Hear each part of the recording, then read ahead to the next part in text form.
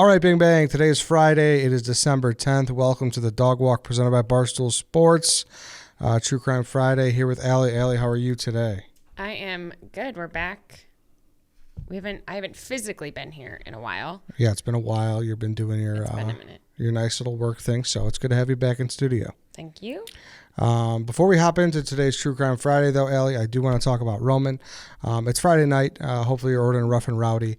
But, afterwards, if you're getting the business, you don't want to be sitting there thinking about the heavyweight fight. You want to be thinking about, how did that person not last longer in the ring? You want to be taking care of business. You want to make sure you're using a clinically proven way to take care of business, and that's with Roman, of course, all right? They're effective, easy to use, and they're fast-acting, and they don't require a prescription. The swipes are big time. You guys know them. You just rip it off.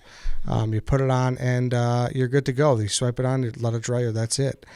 They come to you in discreet, unmarked packaging, and each swipe packet is small enough to hide in your wallet for whenever you need it.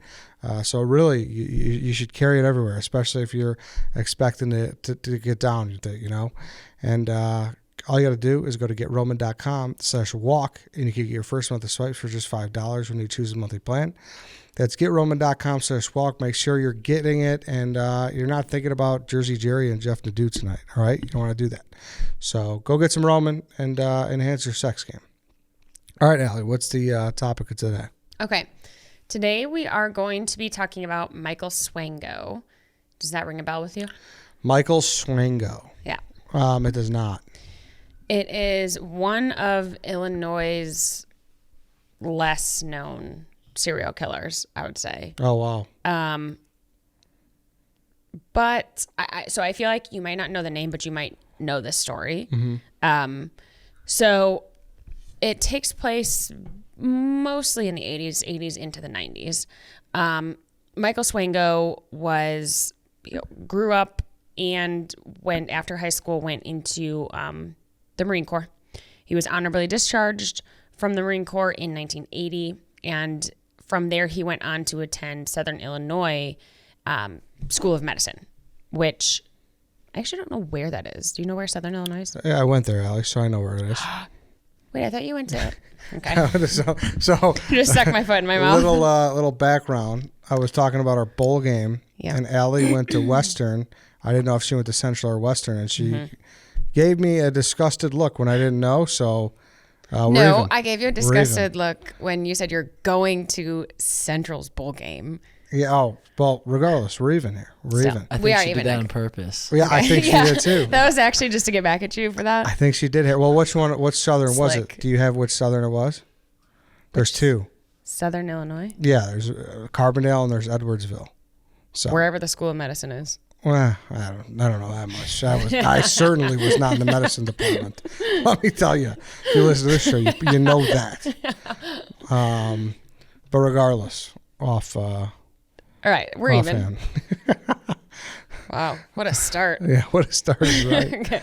Well, you and Mr. Swango share that in common. He went to the School of Medicine, whichever campus that's on. He was actually like a really smart guy. Where is it? Did you just look it up? I just looked it up. I guess the School of Medicine is in Springfield, so I'm wrong too. So this is quite the hot start. So we're just, okay.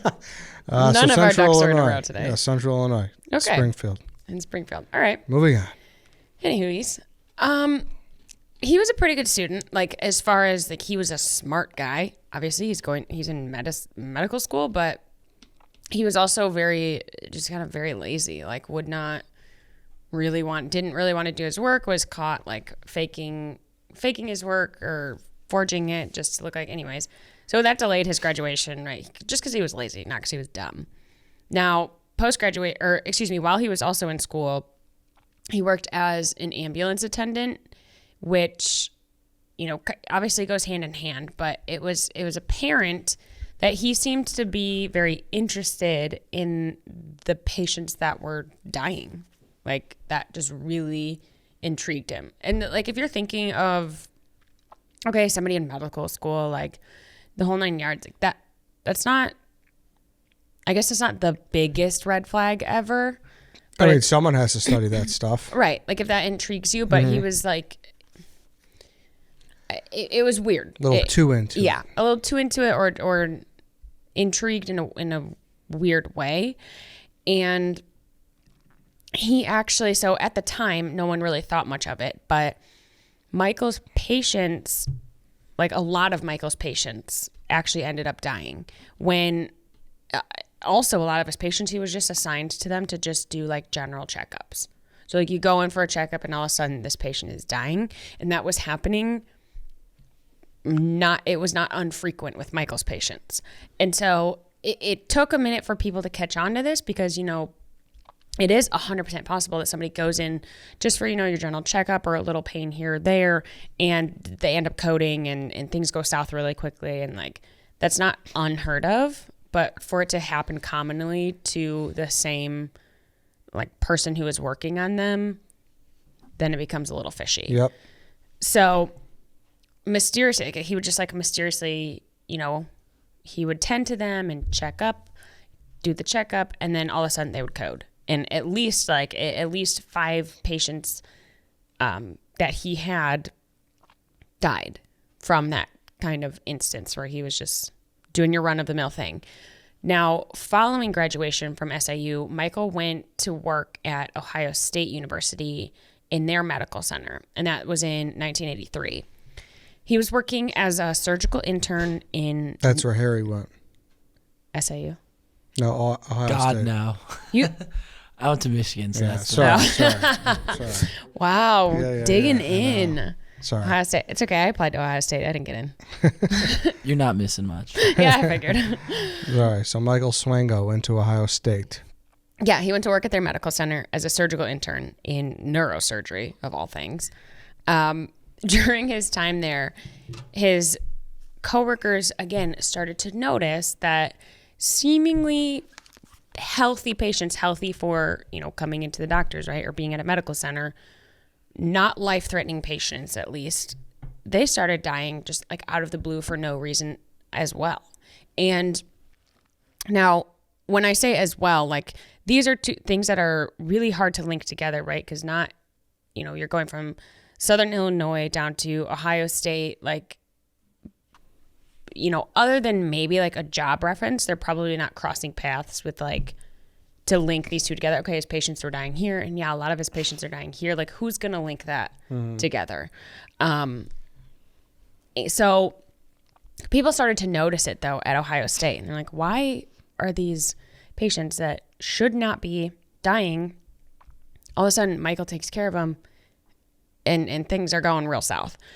So, and it just, some of his coworkers started to notice that it was, these patients were dying. Like the common denominator here was that Michael was always the one on duty, was always the intern that was on duty when these things were happening.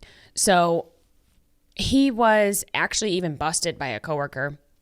He was, you know, the coworker walked into the room and he was actually injecting a patient with medicine. And one, he's an intern, so I can't imagine that's like unsupervised injections into a patient is probably not within like the intern job duties. I don't know that for sure, but that was my thought process on that. But it, you know, it was also, they didn't know what he was injecting into him. Like, it was a very shady situation.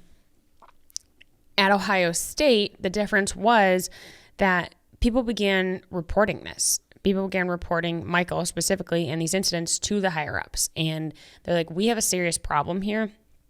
Especially when you're dealing like in the medical field of all things, when your life is literally in their hands, the higher ups and, you know, the admins and stuff actually just brush it off. They're like, oh, you're being paranoid. Like, it's probably not related at all. Yada, yada, yada. There was like a cursory investigation that was open, and it was kind of just brushed through like, nah, nothing to see here. Let's move on.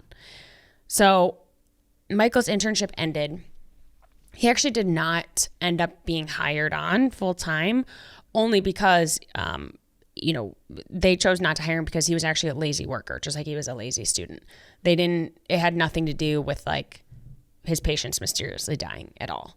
So yeah, I read here too that he had a poor evaluation from the dean at SIU. Yes, and Ohio State still hired him as an intern, but he still got that internship even though he had poor reviews from the dean of all people.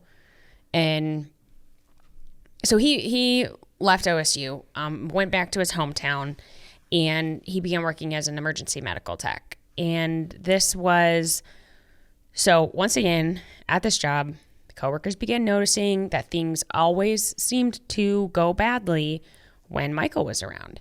This time was actually a little bit different, though, because it wasn't just his patients that were noticing things this time, or things were going wrong on this time. Like when Michael was in charge of, making the coffee, or he was on charge of like prepping the food, all that kind of thing that his like coworkers were consuming, they started getting sick too. Like they started having weird stomach pains. They were getting ill for no reason. And so he was kind of like spreading that it wasn't just his patients anymore. It was also people he was working with. So this, outside of work, Michael was not your model citizen either. He was actually arrested in 1984, ironically, for having arsenic and other poisons in his possession. Now, I feel like this is a point where it should have been linked together. Where all of a sudden his coworkers and his patients are falling ill for no reason, and then he's arrested for having poison. Like, 2 and 2. But again, I know like we can look at it in hindsight, 2020, and be like, oh, how did they not connect that? But in so many different places. Too many different places to where it's like somebody might not connect those things, or they would have had to talk to the right person, and that would have had to been brought up like kind of out of the blue or whatever to make that connection. But regardless, the next year in 1985, that was kind of the beginning of Michael's downfall per se. So he was arrested again, this time for aggravated battery after being busted for poisoning a coworker at work. So this time he was like busted in action. And he got aggravated battery for it, which I think is kind of an interesting charge, but regardless, he received 5 years for this. Mm-hmm. So he went away for 5 years. This, though, was kind of a trigger for OSU to where they actually started an investigation into what was going on with Michael's patients when he was working there, because he was now being busted for poisoning a coworker. And this had been brought up, if you remember, at OSU is when they tried to bring it to the higher ups and say, hey, something is going on here, and they just brushed it off. So now they were kind of coming full circle and being like, oh wait, they might have actually been onto something. So they were starting to this is when they started to kind of link things together. OSU was actually aiming to charge him with murder, attempted murder, but they ultimately decided that they couldn't go through with that. They couldn't bring those charges. They couldn't win a trial with that because they had a lack of physical evidence. Either the poison wasn't left in those bodies, or they didn't exhume bodies, or what have you. They were lacking that physical evidence, so they decided not to go through a trial or bringing those charges against him. Fast forward to 1989, Michael gets out of prison, and he actually takes himself down to Virginia. So he's now a counselor at like a state career center. He's down in Virginia. He got fired for being a poor worker. Didn't really shock anybody. He went on to work then as a laboratory tech, also in Virginia. And again, people started around him at his job, started getting sick for no reason. His coworkers started getting sick for no reason. And do you know what was happening? Like, what was the sickness? I know that as far as the coworkers, when he was on like coffee duty or food prep duty or whatever, like they were having really strong stomach pains, was part of it. And so they were getting like sick to their stomachs and what have you. There was another person, we'll touch on this briefly, but there was another person who died because her heart stopped. Her heart just literally stopped working. So as far as like pick your poison, I really don't think he had like one specific method of what he was doing. Yeah. Okay. It was just an overall of like poisoning people. I'm going to go with this. I'm going to go with this here, that there. Okay. Yeah. Or even it could have been like really just like, what can I get my hands on? Yeah. Right. Based on like where he's working or what he's got access to. So he's working as laboratory tech. His coworkers start falling sick again.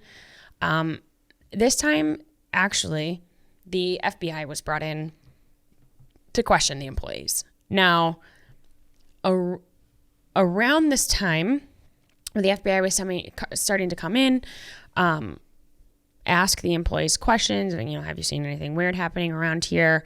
Michael resigned from his position.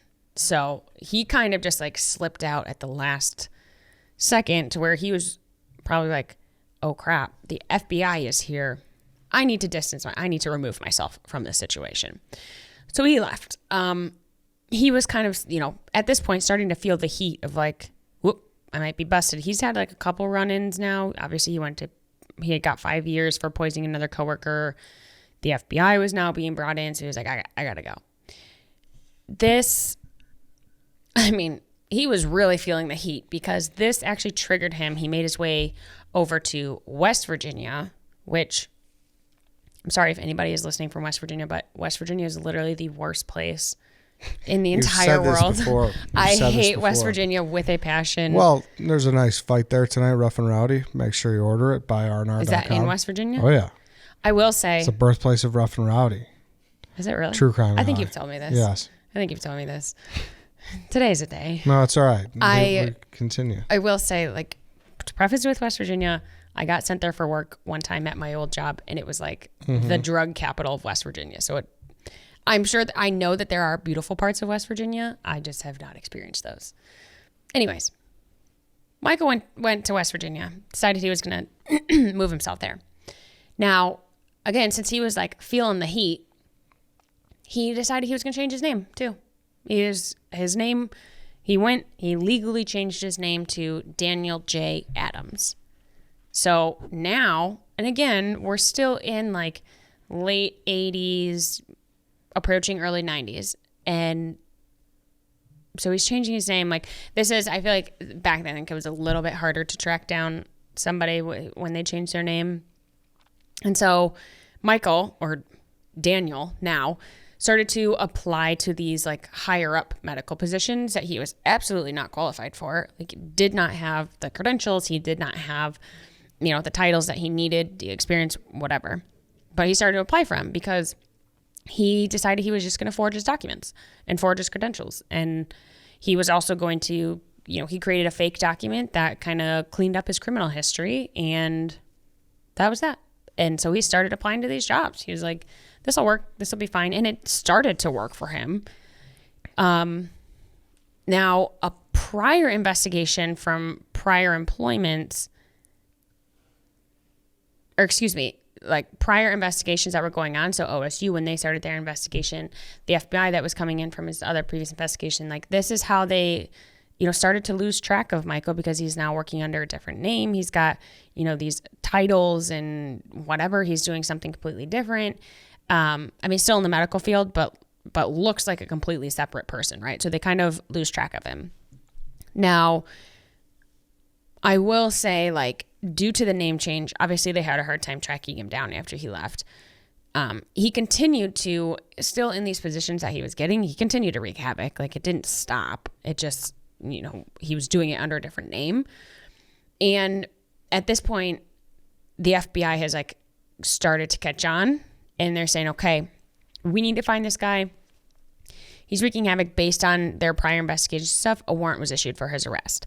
Actually on charges of, so the FBI caught on when he was doing the whole poisoning stuff, but they obtained a warrant for his arrest under actually fraudulent credentials at a VA hospital. And if you remember, he was a veteran. So he tried to work at a VA hospital and had fraudulent credentials. The FBI kind of saw this as like, this is where we can get him, initially get him and then get him on the rest of the stuff later. Yeah, they pulled Al Capone. Al Capone got arrested for tax evasion. So yeah, exactly. Yes. Mm-hmm. So, at this point, like we're in like early 90s and FBI is hot on his trail. They've got a warrant for his arrest, but they can't track him down.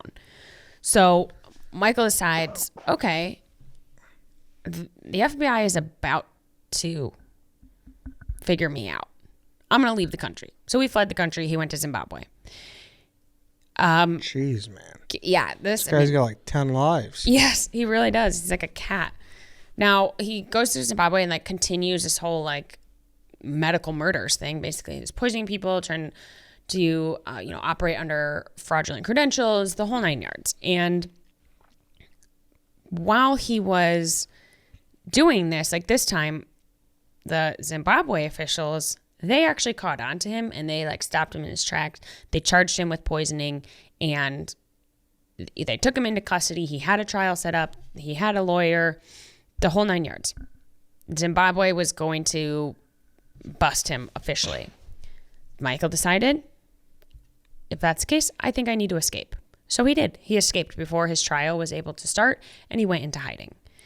Now, back in the US, the feds were building this huge case around him. They were the ones who started to link all these past employment issues with the patients and the coworkers and stuff. They were starting to link these together. To do this and to really get these charges on him, they had to actually exhume the body of several of his past patients that ended up dying. So they were doing these, they were running the tests, and they found that, like I said, one of his patients had been, her heart stopped.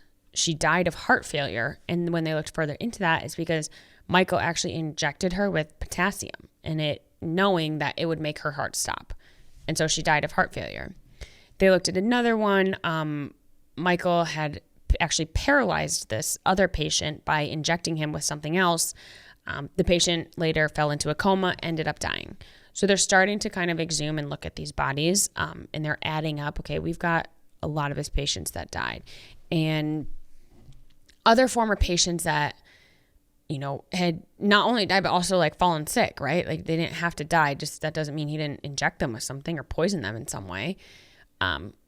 Now, like I said, Michael had escaped Zimbabwe, went into hiding.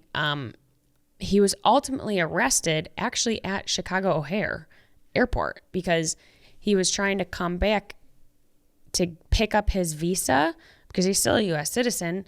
He needed to pick up his visa because he was trying to go to Saudi Arabia. He got a Saudi Arabian visa, but he needed to come back and pick it up. He gets to O'Hare. Immigration and Naturalization Services are like, they see the name come across their list. They're like, ding, ding, we've got a flag, and they arrest him. So he's officially busted at this point. Michael ends up pleading guilty to defrauding the government in 1988 and was sentenced for 3.5 years. Now, during his time in prison, knowing that he's also got these investigations for poison and stuff going on, he was not allowed to be involved in any sort of food preparation. He was not allowed, even though he had a medical history, he was not allowed to be helping out with any drug prep or distribution to the, prescription drugs and stuff like that. He could not help in that sense. They very much kept an eye on him. So now July of 2000 was actually a week before Michael was set to be released. However, this is when they were able to, right before he was released, they were able to actually file more official charges against him, which were murder, assault, false statements, mail fraud, conspiracy to commit wire fraud. Both his fraud and his murders were all combined. They were starting to catch up with him, or they had caught up with him. Simultaneously, Zimbabwe was also bringing 7 charges of poisoning against him, 5 of which resulted in their patients dying. Damn. So he's got, things coming at him from all sides, and he ultimately ended up pleading guilty.